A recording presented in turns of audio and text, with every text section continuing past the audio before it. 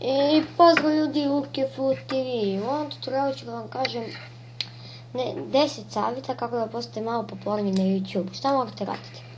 Znači, prvo, morate snimati muzike, smešne klipove, vlogove, tutoriale i komedije. Onda dekorisati, znači morate da snimate to.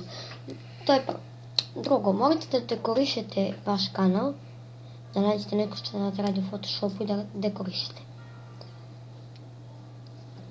Onda, što se tiče tutoriala, mora da vam budu laki, znači mora da vam budu laki i brzi tutoriali.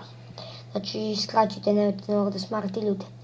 Četvrte, morate da dorađivate klipove preko program Sony Vegas Pro ili ti, ne znam, ili tako neki. Znači, otprilike neke tako programe za snimanje. Isto ako što morate da uradite jeste da ubacujte, znači svaki dan ubacite po jedan klip, znači to mora da bude. Svaki dan, znači po jedan klip i da bude to raznovrsni klipovi.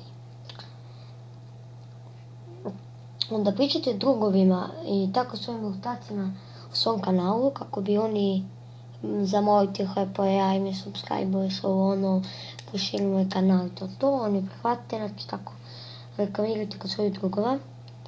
Nikad nemojte samo da snimate, nego naprimjer kažete, znači dok snimate kažete, ajde ljudi, to je to za ovu epizodu, napišite u komentarima ako hoćete da napravim drugu kuću u Minecraftu ili tako nešto. Znači, pitajte ljude da pišu komentarima za više komentara. Snimajte kad imate inspiraciju.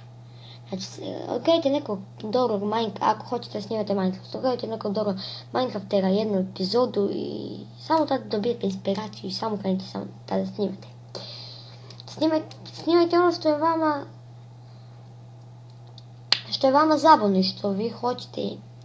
Znači, nemojte da vas neko tera, snimaj to, znači, kačite ga gotovo, nećete ko ste na mom kanalu, da mi govoriš i to. Onda, i reklamirajte svoj kanal po internetu, po Facebooku, po Twitteru, po Asku, ne znam, ja po sajtovima nekim, po Google, znači, svugdje reklamirajte, čak napravite posljednji tutorial. Reklamirajte svoje sajtove i tako to. Ja ću čak da snimim tutorial u mom kanalu i to je to, pozdrav!